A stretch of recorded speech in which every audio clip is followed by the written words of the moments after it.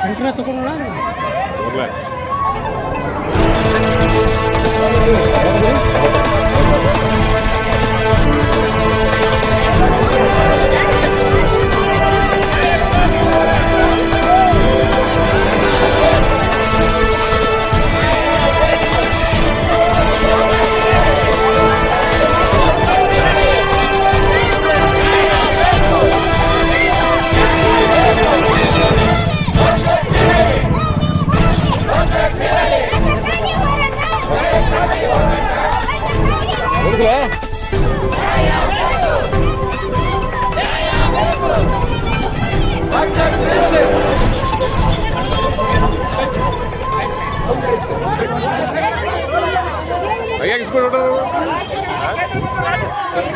ಅಂದಾನಿ ಅಂಬಾನಿ ಪರ ನೀತಿಗಳನ್ನು ಜಾರಿಗೊಳಿಸಿದ ಕೇಂದ್ರ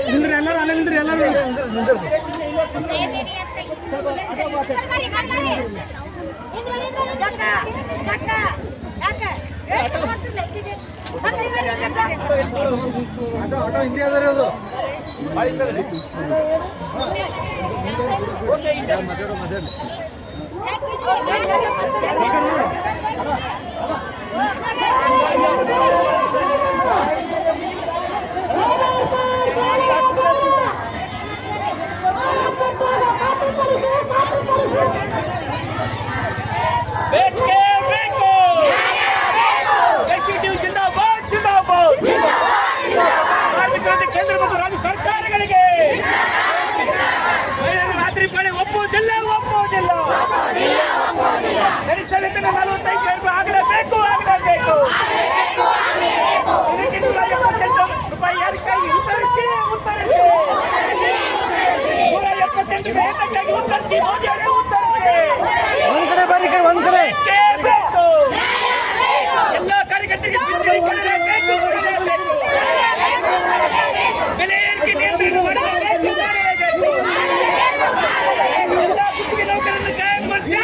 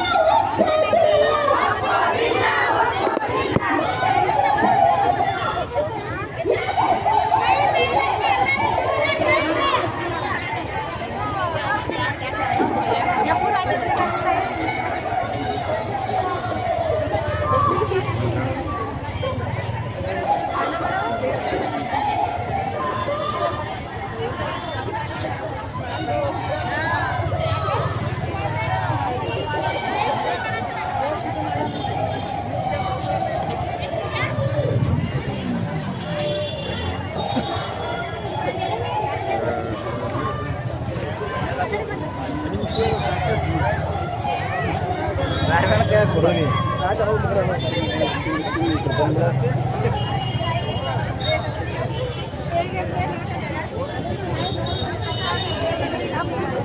ಅಡಿಗೆ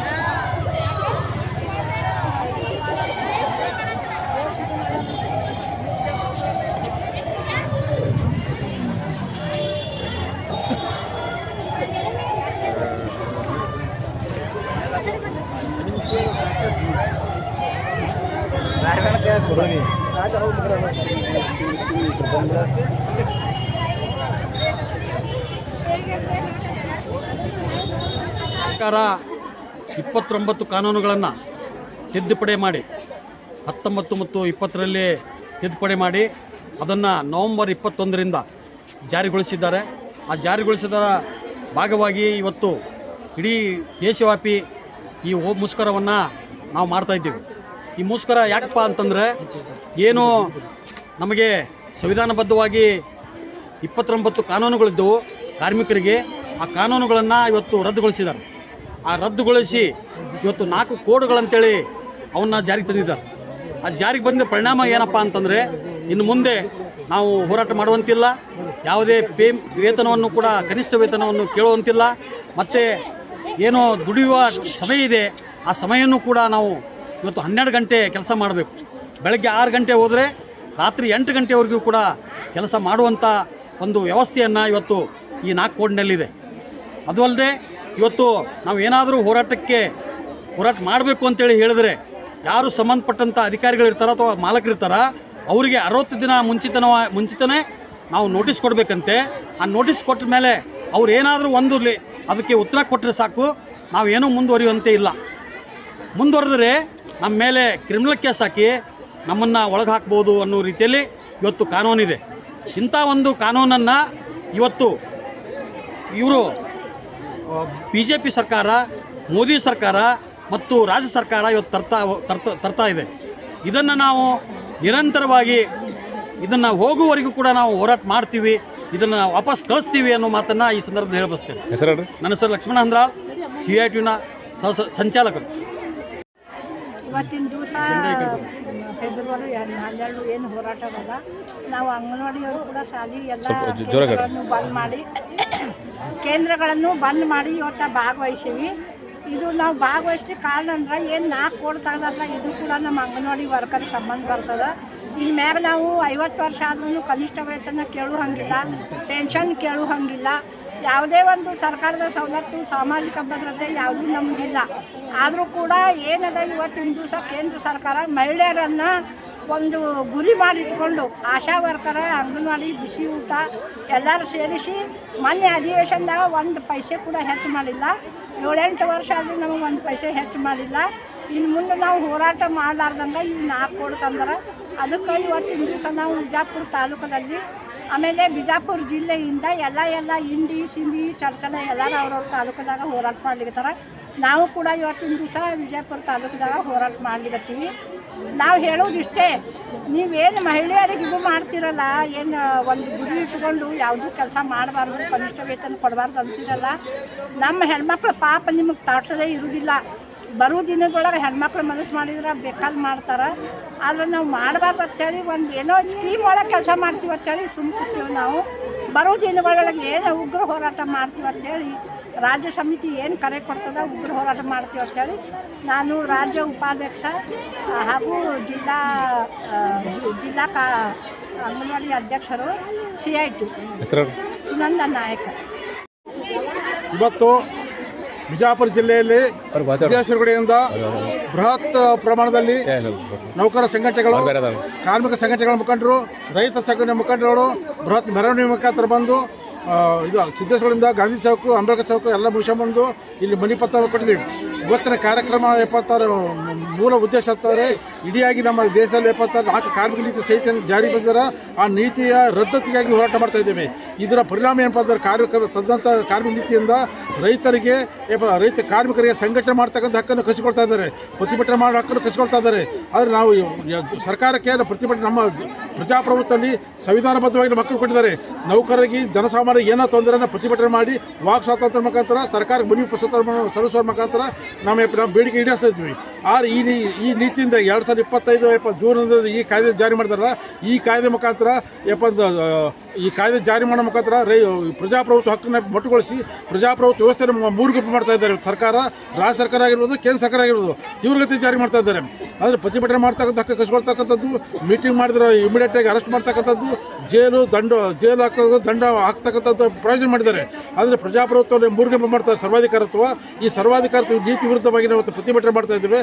ಈ ಕೇಂದ್ರ ಸರ್ಕಾರ ತಂದ ಕಾರ್ಮಿಕ ನೀತಿ ಈ ಪ್ರತಿಭಟನೆ ಸರ್ಕಾರ ನಮ್ಮ ನೌಕರರ ಸಂಘ ಏನದಲ್ಲ, ಅಂಗನವಾಡಿ, ಬಿಸಿ ಊಟ, ಸುಮಾರು 10 ಕಾರ್ಮಿಕ ಸಂಘಟನೆಗಳು ಕೇಂದ್ರ ತಗದ CI2, AITUC, ಬ್ಯಾಂಕ್ ನೌಕರ ಸಂಘಟನೆ, government employ federation, retired employ federation, ಎಲ್ಲ ಅಂಗನವಾಡಿ, ಬಿಸಿ ಊಟ, ಆಮೇಲೆ ಗ್ರಾಮ ಪಂಚಾಯತ್ ನೌಕರ ಸಂಘ ಎಲ್ಲ ಟೋಟಲಾಗಿ 10 ಕಾರ್ಮಿಕ ಸಂಘಟನೆಗಳು ಕಾಶ್ಮೀರದಿಂದ ಕನ್ಯಾಕುಮಾರಿವರೆಗೂ ಹಳ್ಳಿಯಲ್ಲಿ ಪ್ರತಿಭಟನೆ ಮಾಡ್ತಾರೆ. ಜನ ಬೀದಿಗೆ ಬಿದ್ದಿದ್ದಾರೆ.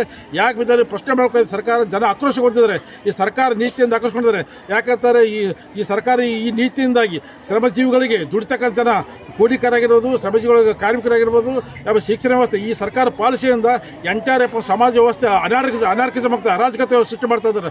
ಈ ಅನಾರ್ಕಿಸಮ್ ಇದೇ ರೀತಿ ಮುಂದಾಗ್ತಾರೆ. ಜನ ಆಕ್ರೋಶಗೊಂಡು ನೀವು ಬೀದಿಗೆ ನಿಮ್ಮ ಅಧಿಕಾರಶಾಹಿಗಳು ವ್ಯವಸ್ಥೆ ವಿರುದ್ಧ ಮತ್ತು ರಾಜಕಾರಣ ವಿರುದ್ಧ ಬಂಡಿ ಆಡ್ತಕ್ಕಂಥ ಪರಿಸ್ಥಿತಿ ತೀವ್ರಗತಿಯಲ್ಲಿ ಬರ್ತಾ ಇದೆ. ಆ ನೀತಿ ತರಬಾರ್ದಂತಕ್ಕಂಥ ಇಲ್ಲಿ ಹೇಳಕ್ಕೆ ಇಷ್ಟಪಡ್ತೀನಿ. ಜೊತೆಗೆ ಅಂತಂದರೆ ಈ ಒಂದು ಸರ್ಕಾರದಲ್ಲಿ ಈ ಒಂದು VB ರಾಮ್ಜಿ ಅಂತ ಇರ್ತಾರೆ ಬಡವ್ರಿಗೆ ಅಂತಂದ್ರೆ ಸುಮಾರು UPA ಗೌರ್ಮೆಂಟ್ 1-2 ಗೌರ್ಮೆಂಟ್ ಇದ್ದ ಸಂದರ್ಭದಲ್ಲಿ ಆ ನರೇಗಾ ಯೋಜನೆ ತಂದಿದ್ರು. ಆ ನರೇಗಾ ಯೋಜನೆ ರದ್ದು ಮಾಡಿ EB ರಾಮ್ಜಿ ಅಂತ ಯೋಜನೆ ತರ್ತಿದ್ದಾರೆ. ಈ ನೀತಿಯಿಂದ ಕೂಡ ಇವತ್ತು ರೈತರಿಗೆ ಕೊಡಲಿ ಪಟ್ಟಿ ಬರ್ತಾ ಇದೆ. ಆಮೇಲೆ ನಿನ್ನೆ ಕೂಡ ನಮ್ಮ ಇಂಡಿಯಾ ಪ್ರಧಾನಮಂತ್ರಿ ಆದ ನರೇಂದ್ರ ಮೋದಿ ಸರ್ಕಾರ ಅಮೇರಿಕ ಜೊತೆ ಒಪ್ಪಂದ ಮಾಡ್ಕೊಂಡಿದ್ದಾರೆ. ಆ ಅಮೇರಿಕ ಜೊತೆ ಒಪ್ಪಂದ ಮಾಡಿ ಕೈಗಾರಿಕೆ ನೀತಿ, ಕೃಷಿ ನೀತಿಯನ್ನು ಸಂಪೂರ್ಣವಾಗಿ ಬದಲಾವಣೆ ಮಾಡಿ ಅಮೇರಿಕದ ವಸ್ತುಗಳು ಇಲ್ಲಿ ಬರ್ತಾವೆ ಇಂಡಿಯಾಕ್ಕೆ. ಆ ಅಮೇರಿಕದ ವಸ್ತುಗಳು ಇಲ್ಲಿ ಬಂದರೆ ನಮ್ಮ ರೈತರ ಬೀದಿ ಪಾಲಾದ್ರೆ 2 ಮಾತಿಲ್ಲ, ಇನ್ನೊಂದು 10-20 ವರ್ಷ ರೈತರು ಬೀದಿಗೆ ಬರ್ತಾರೆ. ಯಾಕೆ ಅಮೇರಿಕ ವಸ್ತುಗಳು ಚೀಪಾಗಿ ಮಾರಾಟ ಮಾಡೋದ ಇಂಡಿಯಾದಲ್ಲಿ ತಗೊಂಡ ವಸ್ತುಗಳು, ರೈತರ ವಸ್ತುಗಳು ಭಾಳ ಕಡಿಮೆ ಇವ್ರ ರೇಟ್ಗೆ ಕಂಪೇರ್ ಮಾಡೋಕ್ಕಾಗಲ್ಲ. ಹೀಗಾಗಿ ರೈತರು ಬೀದಿಗೆ ಬಂದು ಇಡೀ ರೈತ ವ್ಯವಸ್ಥೆ ಇದಾಗ್ತದೆ. ಅದಕ್ಕೆ ಭೂಸಾಧನೆ ಮಸೂದೆ ಆಗಿರ್ಬೋದು, ಆ ವಿದ್ಯುತ್ ಶಕ್ತಿ ಆಗಿರ್ಬೋದು, ಈ ಸರ್ಕಾರದ ಕೇಂದ್ರ ಸರ್ಕಾರ, ರಾಜ್ಯ ಸರ್ಕಾರ ಕಾರ್ಪೊರೇಟ್ ನೀತಿ ನಡೆಸಿದ್ರೆ ಈ ಕಾರ್ಪೊರೇಟ್ ನೀತಿಯಿಂದ ಸರ್ಕಾರ ಕಾರ್ಪೊರೇಟ್ ನಿಲ್ಲಕ್ಕೆ ಕೆಂಪು ಕಂಬಳಿ ಹಾಸಿ ವೆಲ್ಕಮ್ ಮಾಡಿದ್ದಾರೆ. ಈ ನೀತಿ ವಿರುದ್ಧವಾಗಿ ಇಡೀ ವ್ಯವಸ್ಥೆ, ಇಡೀ ಸಮಾಜ ಇಡೀ ರಾಜಕೀಯ ಪಕ್ಷಗಳು ಜನರ ಪರವಾಗಿ, ಶ್ರಮಜೀವಿಗಳ ಪರವಾಗಿ ಯಾರು ಯೋಚನೆ ಮಾಡ್ತಾ ಇಲ್ಲ. ಆ ನಿಟ್ಟಿನಲ್ಲಿ ಇವತ್ತೇನು ಕಾರ್ಮಿಕರು ಪ್ರತಿಭಟನೆ ಕೊಟ್ಟಿದ್ದಾರೆ, ಈ ಪ್ರತಿಭಟನೆ ಜನರ ಆಕ್ರೋಶ ಸುಮಾರು 10 ಕೋಟಿ ಜನ ಇಡೀಯಾಗಿ ರಾಷ್ಟ್ರೀಯ ಮಟ್ಟದಲ್ಲಿ ಹೋರಾಟ ಮಾಡಿದ್ದಾರೆ. ಈ ನೀತಿ ಸರ್ಕಾರ ಕೂಡಲೇ ನೀತಿಯನ್ನು ರದ್ದಾಗಬೇಕು. ಏನು ಕಾರ್ಮಿಕ ನೀತಿ ಸಹಿತ ರದ್ದಾಗಬೇಕು. ವಿದ್ಯುತ್ ಕಾರ್ಪೊರೇಟ್ ಪರವಾಗಿ ಇರ್ತಕ್ಕಂಥ ಕೃಷಿ ನೀತಿ ರದ್ದಾಗಬೇಕು. ಆ ಕಾರ್ಪೊರೇಟ್ ಪರವಾಗಿ ಇರ್ತಕ್ಕಂಥ ಶಿಕ್ಷಣ ನೀತಿ ರದ್ದಾಗಬೇಕು. ಇವತ್ತು ಇಡೀ ಕೇಂದ್ರದಲ್ಲಿ ಸುಮಾರು 50 ಲಕ್ಷ ಹುದ್ದೆಗಳು ಖಾಲಿ ಇವೆ. ರಾಜ್ಯ ಸರ್ಕಾರದಲ್ಲಿ 2.5 ಲಕ್ಷ ಹುದ್ದೆಗಳು ಖಾಲಿ ಇವೆ.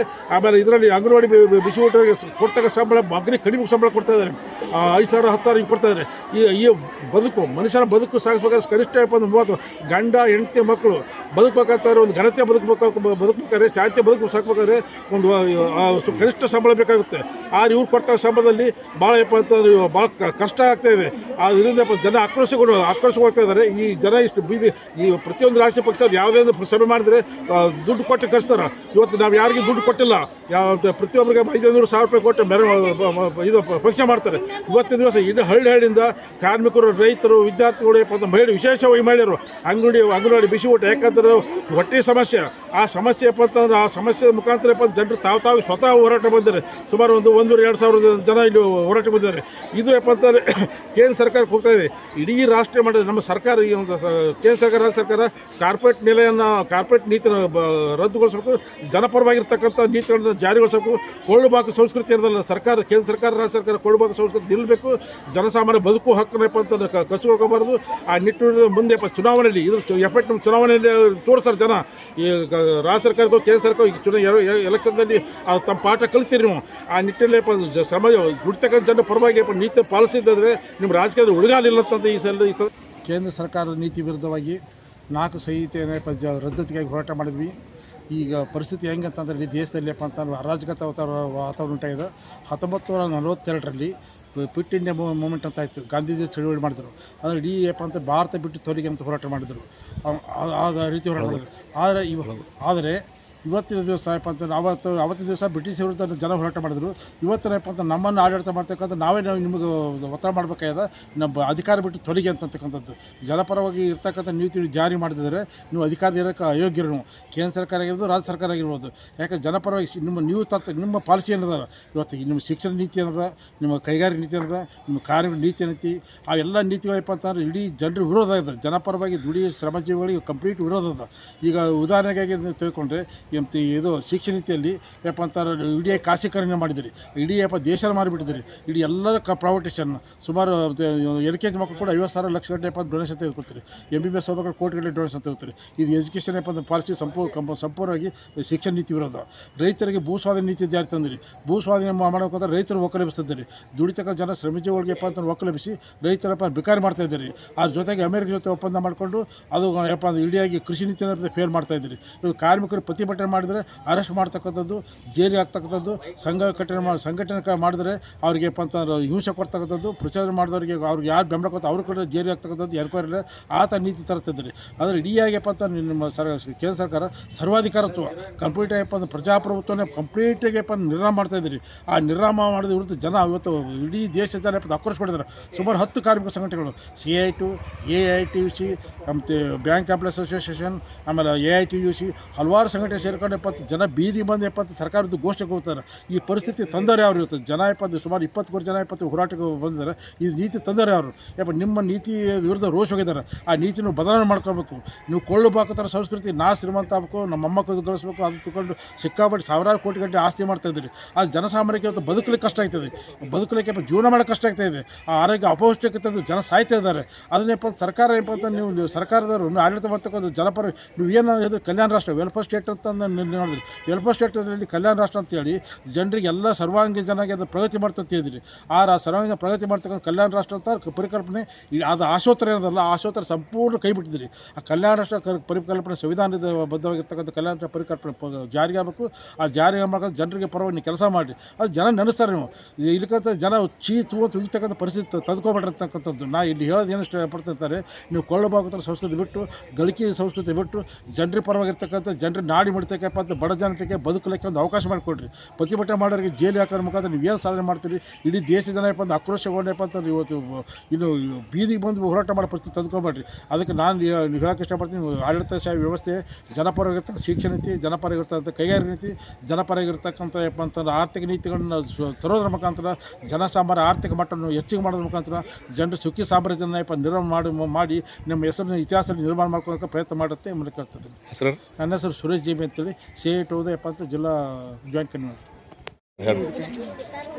ಇವತ್ತಿನ ದಿವಸ ಇದು ಬರೇ ನಮ್ಮ ಬಿಜಾಪುರಕ್ಕೆ ಸೀಮಿತವಾದಂಥ ಹೋರಾಟ ಇಲ್ಲ, ಇಡೀ ಅಖಿಲ ಭಾರತ ಮುಷ್ಕರದ. ಇದು ಯಾಕೆ ಅಖಿಲ ಭಾರತ ಮುಷ್ಕರ ಹಮ್ಮಿಕೊಳ್ಳಾಗಿದೆ ಅಂದ್ರೆ ಇದರ ಪೂರ್ವ ತಯಾರಿ ಏನದ, ಒಂದು 6 ತಿಂಗಳ ಹಿಂದಿಂದ ನಡೆದ ಹಲವಾರು ಪ್ರೆಸ್ ಕಾನ್ಫರೆನ್ಸ್ ಆಗ್ಯದ ಮತ್ತು ಹಲವಾರು ಬಾರಿಗೆ ಇದ್ರ ಬಗ್ಗೆ ಚರ್ಚೆ ಆಗಿ ಈ ಮುಷ್ಕರಕ್ಕೆ ನಾವು ಇವತ್ತಿನ ದಿವಸ ಇದು ಮಾಡಿವು.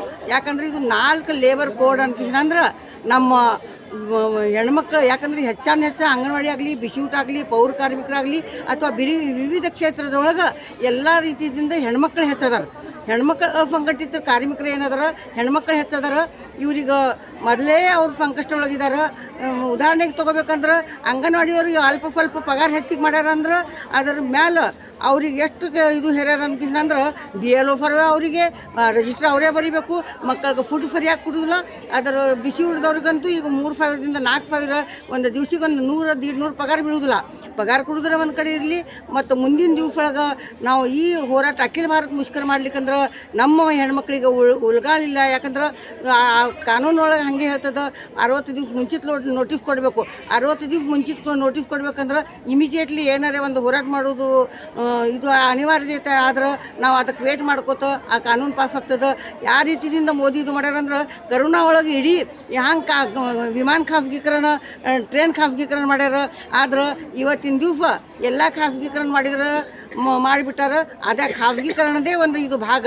ಏನು ಭಾಗ ಅನ್ಕಿಸ್ನಂದ್ರೆ ನಮ್ಮ ಇದು ಉದ್ಯೋಗ ಏನದ ಕಸದ್ಕೊಳ್ಳೋದು ಒಂದು ಭಾಗ ಅನ್ಕಿಸ್ನ. ಇದು 4 ಕೋಡ್ ಅಂದ್ರೆ ನಮ್ಮ ಹೆಣ್ಮಕ್ಳ ಕಡೆಯಿಂದ ಏನು ಉದ್ಯೋಗ ಅದ ಅದು ಕಸದ್ಕೊಳ್ಳೋದು, ಇದು ಬೀಜ ಅನ್ಕಿಸ್ ನಾವು ಹೇಳ್ತೀವಿ. ಅದಕ್ಕೆ ನಾವು ಯಾವ ಕಾಲಕ್ಕೂ ನಾವು ಇಡೀ ದೇಶ ತುಂಬ ಎಷ್ಟು ಕಾರ್ಮಿಕ ಸಂಘಟನೆ ಅದಾವೆ ಅದು ಒಂದಾಗಿ ಇವತ್ತಿನ ದಿವಸ ಅತಿ ಉಗ್ರವಾದಂಥ ಹೋರಾಟ ಹಮ್ಮಿಕೊಂಡು ಈ ಲೇಬರ್ ಕೋಡ್ ಏನದ ಯಾವಾಗ ತನಕ ರದ್ದಾಗೋದಿಲ್ಲ ಅವಾಗ ತನಕ ಈ ಹೋರಾಟ ಏನದ ಮತ್ತು ನಡೆದೇ ನಡೀತದೆ.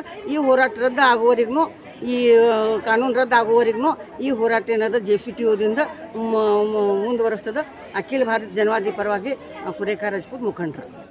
ನೀವು ಎಷ್ಟಾದ್ರೂ ಕೊಡ್ರಿ ಮಾಲಕರು, ಆದ್ರೆ ನಾವು ಮಾತ್ರ ಸರ್ಕಾರದಿಂದ 178 ರೂಪಾಯಿ ಕೊಡಬೇಕು ಅಂತೇಳಿ ಇವತ್ತು ಸರ್ಕಾರ ನಮ್ಮನ್ನು ಆಳುತ್ತಿರುವಂಥ ಸರ್ಕಾರ, ನಮ್ಮಿಂದ ಆರಿಸುವಂಥ ಸರ್ಕಾರ ಇವತ್ತು 178 ರೂಪಾಯಿ ಕೊಡಬೇಕು ಅಂತೇಳಿ ತೀರ್ಮಾನ ಮಾಡಿದೆ. ಅದಕ್ಕಾಗಿ ನಾವು ಇವತ್ತು ವಿರೋಧ ಮಾಡಲೇಬೇಕು. ವಿರೋಧ ಮಾಡದೇ ಇದ್ರೆ ಇನ್ನು ಮುಂದೆ ನಮ್ಮ ಹೆಂಡ್ರ ಮಕ್ಕಳು ಬದುಕೋದು ಕಠಿಣ ಆಗ್ತದ, ನಾವು ಬದುಕೋದು ಕಠಿಣ ಆಗ್ತದ. ಯಾಕಂದ್ರೆ ಒಂದು ಕಡೆ ಏನು ವೇತನ ಇವತ್ತು 2 ಲಕ್ಷ, 3 ಲಕ್ಷ, 4 ಲಕ್ಷ, 10 ಲಕ್ಷ ತಗೊಳ್ಳುವಂತ ಉದ್ಯೋಗಿಗಳಿದ್ದಾರೆ. ಒಂದು ಕಡೆ 5,000 ಕೂಡ ಇಲ್ಲದೆ ದುಡಿಮೆ ಮಾಡುವಂತ ನಮ್ಮ ಆಶಾ ಕಾರ್ಯಕರ್ತರಿದ್ದಾರೆ, ಬಿಸಿ ಊಟ ನೌಕರರಿದ್ದಾರೆ, ಇನ್ನೂ ಅನೇಕ ಇವತ್ತು ಗ್ರಾಮ ಪಂಚಾಯತಿಯಲ್ಲಿ ಕೆಲಸ ಮಾಡುವಂತವರು ಏನು ಕನಿಷ್ಠ ಕೂಲಿ ಕೊಡಬೇಕು ಅಂತೇಳಿ ಹೋರಾಟ ಮಾಡ್ತಿದ್ದೇವೆ. ಆ ಹೋರಾಟ ಇವತ್ತು ಬಿತ್ತೋಗಿದೆ. ಯಾಕಂದ್ರೆ ಮೊನ್ನೆ ನಾವು ಏನು ಕನಿಷ್ಠ ಕೂಲಿ ಸಲುವಾಗಿ ಸರ್ಕಾರಗಳ ಜೊತೆ ಮಾತನಾಡಿದ್ದೆವು. ಆ ಸರ್ಕಾರಗಳು ಕೂಡ ಒಂದು ಕನಿಷ್ಠ ಕೂಲಿಯನ್ನ ನಿಗದಿ ಮಾಡಿದ್ರು. ಅದನ್ನು ಜಾರಿಗೆ ಬರಬೇಕಾಗಿತ್ತು. ಆ ಜಾರಿಗೆ ಬರುವಂತ ಸಂದರ್ಭದಲ್ಲಿ ಇವತ್ತು ಸರ್ಕಾರಗಳು ಏನ್ ಹೇಳ್ತಪ್ಪ ಅಂದ್ರೆ ಇವತ್ತು ಏನ್ ನವೆಂಬರ್ 21ರಿಂದ ಜಾರಿ ಬಂದಿದೆ, ಅವತ್ತಿನಿಂದ ನಿಮಗೆ ಕನಿಷ್ಠ ಕೂಲಿ ಬಗ್ಗೆ ಮಾತಾಡುವ ಹಕ್ಕಿಲ್ಲ. ಅದಕ್ಕೆ ನಾವು ಮಾತಾಡುವುದಿಲ್ಲ. ಅದಕ್ಕೆ ನಮಗೆ ಏನು ಸಂಬಂಧ ಇಲ್ಲ. ಈಗ ನಾವು ಬರೇ 4 ಕೋಡ್ಗಳ ಬಗ್ಗೆ, 4 ಕೋಡ್ನಲ್ಲಿ ಏನು ಸೌಲಭ್ಯ ಇದೆ ಅದರ ಬಗ್ಗೆ ನಾವು ಇನ್ನು ಮುಂದೆ ಮಾತಾಡ್ತೀವಿ ಅನ್ನೋ ಮಾತನ್ನ ಇವತ್ತು ಸರ್ಕಾರಗಳು ಮಾತಾಡ್ತಾವೆ. ಅದಕ್ಕಾಗಿ ನಾವು ಈ ಹೋರಾಟವನ್ನ ಬಹಳ ಗಂಭೀರವಾಗಿ ಇನ್ನು ಮುಂದೆ ಅದನ್ನು ತಗೊಂಡು ಹೋಗ್ಬೇಕಾಗ್ತದೆ. ಯಾಕಂದ್ರೆ ಈ 4 ಕೋಡ್ಗಳು ವಾಪಸ್ ಹೋಗಲೇಬೇಕು. ವಾಪಸ್ ಹೋಗದೇ ಇದ್ರೆ ನಿಮ್ಮ ಉಳಗಾಲ ಇಲ್ಲ ಅಂತೇಳಿ ಹೇಳೋದ್ರ ಜೊತೆಯಲ್ಲಿ ನಾವು ಈ ಹೋರಾಟವನ್ನ ನಿರಂತರ ಇಡೋಣ. ನಾವು ಈ ಹೋರಾಟವನ್ನ ಸತತವಾಗಿ ಈ ಏನು ಕೇಂದ್ರ ಸರ್ಕಾರದ ಮೋದಿ ಸರ್ಕಾರ ಇದೆ, ಇವರು ಜನರಿಂದ ಆರಿಸ್ಬಿಡ್ತಾ ಇಲ್ಲ. ಇವ್ರು ಯಾವುದರಿಂದ ಬರ್ತಾರಪ್ಪ ಅಂದ್ರೆ ಮಿಷನ್ನಿಂದ ಆರಿಸ್ಬಿಡ್ತಾ ಇದ್ದಾರೆ. ಅದನ್ನ ಒತ್ತೋಡಿಸಿ ಆ ಸರ್ಕಾರನ ಬೀಳಿಸುವ ನಿಟ್ಟಿನಲ್ಲಿ ನೀವು ಹೋರಾಟ ಮಾಡಬೇಕಾಗಿದೆ. ಆ ನಿಟ್ಟಿನಲ್ಲಿ ಇವತ್ತು ನಿರಂತರವಾಗಿ ಈ ಕೋಡ್ಗಳನ್ನ ಸೋಲಿಸುವ ಮೂಲಕ ನಮ್ಮ ಹೋರಾಟವನ್ನು ಯಶಸ್ವಿ ಮಾಡೋಣ ಅಂತ ಹೇಳಿ ನನ್ನ ಮಾತುಗಳನ್ನು ಮುಗಿಸ್ತೇನೆ.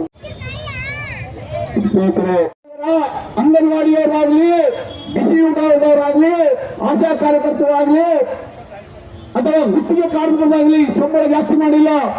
ಕಳೆದ 11 ವರ್ಷದಲ್ಲಿ ಈ ದೇಶದ ಪ್ರಧಾನಮಂತ್ರಿಗಳು ಬಂಡವಾಳಗಾರರಿಗೆ 11 ಲಕ್ಷ ಕೋಟಿ ರೂಪಾಯಿಗಳನ್ನ ಮನ್ನಾ ಮಾಡಿದ್ದಾರೆ.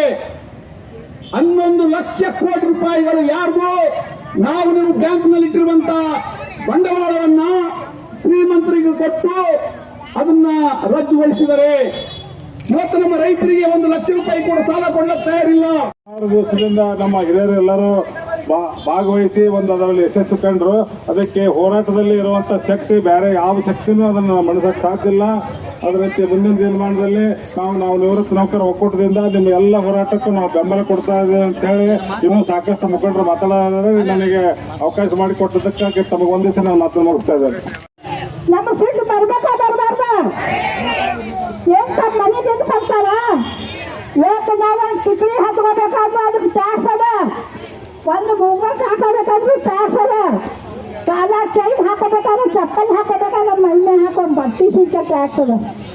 ಅದನ್ನೇ ಇಲ್ಲ, ಒಂದು ಸೀರಿನ ಸಿಕ್ಕ ಟ್ಯಾಕ್ಸ್ ಅದ. ನಮ್ಮ ಟ್ಯಾಕ್ಸ್ ಎಲ್ಲ ತಕ್ಕೊಂಡು ನಮಗೆ ಹೊಳ್ಳಿ ಮೋಸ ಮಾಡ್ತಾರೆ ಕೇಂದ್ರ ಸರ್ಕಾರದವರು. ಕೇಂದ್ರ ಸರ್ಕಾರ, ರಾಜ್ಯ ಸರ್ಕಾರ, ಕೇಂದ್ರ ಸರ್ಕಾರ ಅಪ್ಪ, ರಾಜ್ಯ ಸರ್ಕಾರ ಮಗ. ಆದ್ರೆ ಈಗ ನಮ್ಮದು ಜೀವನ ಹಾಳಾಗಿದೆ. ಯಾಕಂದ್ರೆ ಕೇಂದ್ರ ಸರ್ಕಾರದ 2014ರಿಂದ ನಾ ಸರ್ಕಾರದ ಪಕ್ಷದ ಪರವಾಗಿ ಮಾತಾಡಲ್ಲ, ಕಾನೂನು ಪ್ರಕಾರ ಮಾತಾಡ್ತೀವಿ. 2014 ಏನು ಬಂದಾರಲ್ಲ, ಬಂದಾರ ಗೊತ್ತದ ಇಲ್ಲ, ಅವ್ರ ಹೆಸರು ಬೇಡ ನಮ್ಗೆ. ಬಂದಾರಲ್ಲ ಎಲ್ಲರೂ ನೆಮ್ಮದಿ ಹಾಳು ಮಾಡಿರ್ತಾರ. ಇವತ್ತ ಗೌರ್ಮೆಂಟ್ ನೌಕರಿ ಮಾಡುವಂಥ FRS ಮಾಡ್ತೀವಿ ನಾವು, ಮಾಡ್ತೀರಾ ಇಲ್ಲ? ಮುಂಜಾನೆ 9 ಹೋಗೋದು 4 ತನಕ ಕೆಲಸ ಕೆಲಸ ಕೆಲಸ. ನಾವು ಮಾಡೋರು ಇರೋದು ಬರೀ ಗುಜರಿಯವರು, ಗಂಡು ಬಿಟ್ಟವರು, ಬಡತನದ ಎಲ್ಲ ನಾವು ಇದ್ದವರು. FRS ಇರುವುದೇ ಕೇಂದ್ರ ಸರ್ಕಾರದ್ದು. ನೀವು ಹೇಳ್ತೀರಿ ಹೇಳಿದವ್ರಿಗೆ FRS ತೆಗಿಸಕ್ಕೆ, FRS ಹೋಗಲ್ಲ. ನಾವೆಲ್ಲ ಕಳ್ರು ಅಂತ ಹೇಳಿ FRS ಮಾಡ್ತಾರೆ ನಮಗೆ. ನಾವು ಕಳ್ರಲ್ಲ, ಕಳ್ರ ಮ್ಯಾಗ ಕೊಡ್ತಾರ. ಅಷ್ಟು ಅವ್ರಿಗೆ ಅಭಿಮಾನ ಇತ್ತಂದ್ರೆ ಮಹಿಳೆಯರಿಗೆ ಮೊನ್ನೆ ಬಜೆಟ್ ಒಳಗೆ ಅವ್ರ ಪಗಾರ ಹೆಚ್ಚು ಮಾಡಬೇಕಾಗಿತ್ತು. 2018ರಿಂದ 7 ವರ್ಷ ಆಯ್ತು, ನಮಗೆ 1 ಪೈಸೆ ಕೇಂದ್ರ ಸರ್ಕಾರ ಹೆಚ್ಚು ಮಾಡಿಲ್ಲ. ICDS ಇರುವುದೇ ಯಾರು ಮಾಡಿಲ್ಲ? ICDS ಕೇಂದ್ರ ಸರ್ಕಾರ ಹೇಳ್ರಿ, ಕೇಂದ್ರ ಸರ್ಕಾರ. ಆದ್ರೆ ಅವ್ರಿಗೆ ಬ್ಯಾನಿಲ್ಲ, ಇದನ್ನೇ ಸಂಸ್ಥೆಗೆ ಒಯ್ಬೇಕಂತ ಮಾಡ್ಯಾರ. ಇನ್ನು ಮ್ಯಾಗ ಯಾರೇ ಮಹಿಳೆಯರಾಗ್ಲಿ ಬಡವರಾಗ್ಲಿ ಯಾರು ನೆಮ್ಮದಿಯಿಂದ ಜೀವನ ಮಾಡುವಂಗಿಲ್ಲ. ಇವೇನು 4 ಸಾಹಿತ್ಯ ಕೋಡ್ಗಳು ತರಗಲ್ಲ, ಈಗೆಲ್ಲ ನಾವು ರೋಡ್ಗೆ ಕೂತಿವಾಗ ಇನ್ನು ಮ್ಯಾಗ ಹೋರಾಟ ಮಾಡುವಂಗಿಲ್ಲ. ಈ ಕೋಡ್ಗಳ ಬಂದದ ನಾವು ಯಾಕೆ ಬಂದಿವಿ? ಸ್ವತಂತ್ರವಾಗಿ ಪ್ರಜಾಪ್ರಭುತ್ವ, ನಮ್ಮ ದೇಶದ ಪ್ರಜಾಪ್ರಭುತ್ವ ಇದ್ರೂ ಕೂಡ ನಾವು ನಮ್ಮ ಹಕ್ಕಿನ ಬಗ್ಗೆ ಮಾತಾಡುವಂಗಿಲ್ಲ. ಇನ್ನು ಮ್ಯಾಗ ಎಲ್ಲ ಬಂದ್ ಮಾಡೋರಿದ್ದಾರೆ. ಸಂಘನು ಕಟ್ಟಬಾರ್ದು, ನಾವು ಮಾತಾಡಬಾರ್ದು. ಏನಾರ ಹೆಚ್ಚು ಕೈ ಮಾತಾಡಿದ್ರೆ FRI ಮಾಡ್ತಾರೆ ನಮ್ಮ ಮ್ಯಾಗ. ನಾವು ನೌಕರಿ ಕಳ್ಕೊತೇವಂತ ಅಂಜಿ ಡೊಗ್ಗಿ ಕೆಲಸ ಮಾಡ್ಲಿಕ್ಕೀವಿ. ಯಾರು ಅಂಜುವ ಅವಶ್ಯ ಇಲ್ಲ. ಯಾವುದೋ ಒಂದು ದೇಶದಾಗ ನೋಡಿರಿ, ಒಳಗೆ ಹಕ್ಕು ಸಂವಿಧಾನದೊಳಗೆ, ಸಂವಿಧಾನ ಪ್ರಕಾರ ನಮ್ದು ಏನೂ ಇದು ಮಾಡಲ್ಲ. ಅದ್ರ ಸಂಬಂಧ ನಾವೇನದ ಅಂಗನವಾಡಿ ನೌಕರರು ಬಿಸಿ ಊಟ, ಆಮೇಲೆ ಆಶಾ ವರ್ಕರು ಇನ್ನು ಮುಂದೆ ಬರುವ ದಿನಗಳಲ್ಲಿ ನಾವು ಹೋರಾಟವನ್ನು ಜೋರಾಗಿ ಮಾಡಬೇಕು. ಮಾಡ್ತಿರೋ ಇಲ್ಲ ಹೋರಾಟ?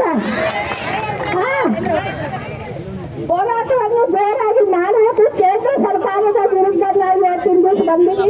ಇವೇನು ಕಾರ್ಪೊರೇಟರ್ ವಿರುದ್ಧ 4 ಸಮಿತಿ ಏನು ಬಂದಾವಲ್ಲ, ರೈತರ ಪರವಾಗಿ, ಕಾರ್ಮಿಕರ ಪರವಾಗಿ, ಬಿಸಿ ಹುಡುಗರ ಪರವಾಗಿ ನಾವೆಲ್ಲ ಕರ್ನಾಟಕ ರಾಜ್ಯ ಅಂಗನವಾಡಿ ನೌಕರ ಸಂಘರು ಬೆಂಬಲವನ್ನು ಕೊಡ್ತೀವಂತ ಹೇಳಿ ನನಗೆ ಮಾತಾಡಿಕೊಂಡ ಎಲ್ಲ ನಮ್ಮ ಹೋರಾಟದ ಅಂತಕ್ಕಂಥ ಎಲ್ಲ ಹಳೆಯ 19 ಕಾನೂನುಗಳು ಕೂಡ ರದ್ದುಪಡಿಸ್ತಕ್ಕಂಥ ನೀತಿಯೊಳಗೆ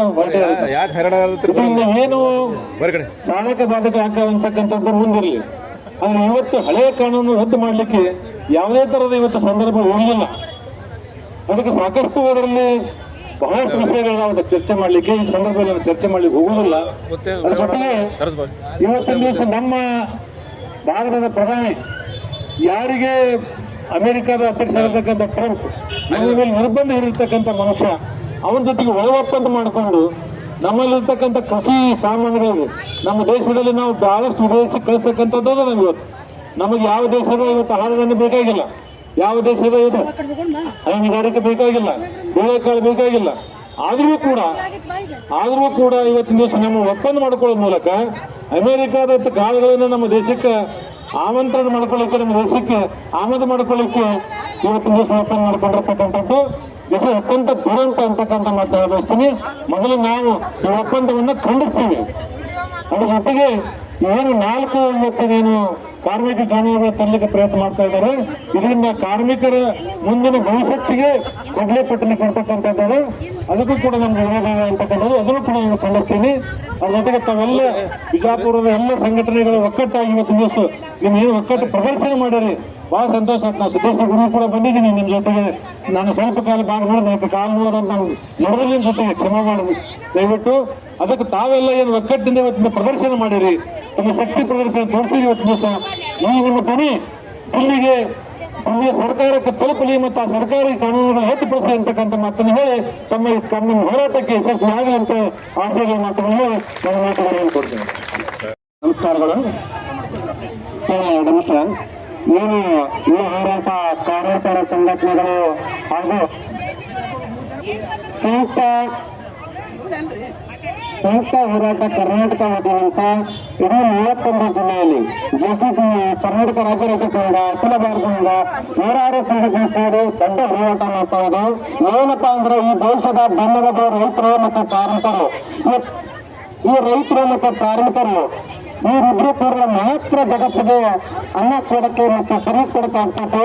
ಈ ಸರ್ಕಾರಗಳು, ಕೇಂದ್ರ ಸರ್ಕಾರ ಮತ್ತು ರಾಜ್ಯ ಸರ್ಕಾರಗಳು ಏನು ಮಾಡ್ತಾ ಇದ್ದಾರೆ, ನಮ್ಮ ಕೃಷಿ ಕಾಯ್ದೆಗಳು, ಬೀಜ ಕಾಯ್ದೆಗಳು, ವಿದ್ಯುತ್ತನ್ನು ಖಾಸಗೀಕರಣ ಮಾಡ್ತಾ ಇದೆ.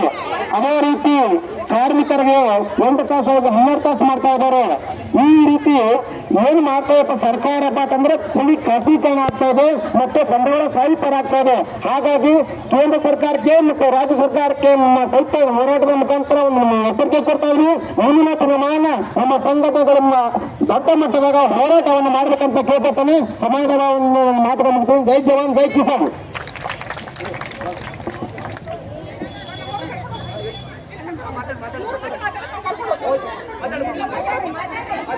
ಕಾಮ್ರೇಡ್ ನೋಡ್ರಿ, ಅವರು ಇವರು ಅಂತಲ್ಲ, ನಾ ಎಲ್ಲ ಹೆಣ್ಮಕ್ಳ ಪರವಾಗಿನೇ ಹೇಳಾಕತ್ತೀನಿ ನಿಮಗ. ಅವರು ಇವರು ಬೇಡ, ನಾವೆಲ್ಲಾರು ಬಿಸಿಲಾಗ ಕುಂತಿದ್ವಿ. ಎದಕ್ಕೆ ಕುಂತೀವಿ ನಾವೆಲ್ಲಾರು? ನೋಡ್ರಿ, ಇಲ್ಲಿ ಎಲ್ಲಾರ ಕಷ್ಟ ಒಂದೇ. ಆ ಕಷ್ಟದ ಪರವಾಗಿ ಹೇಳಾಕಂತ ನಾ ಮಾಹಿತಿ ತಗೊಂಡಿನಿ. ಇಲ್ಲಿ ಕೇಳ್ರಿ ದಯವಿಟ್ಟು ಕಾಮ್ರೇಡ್. ದಯವಿಟ್ಟು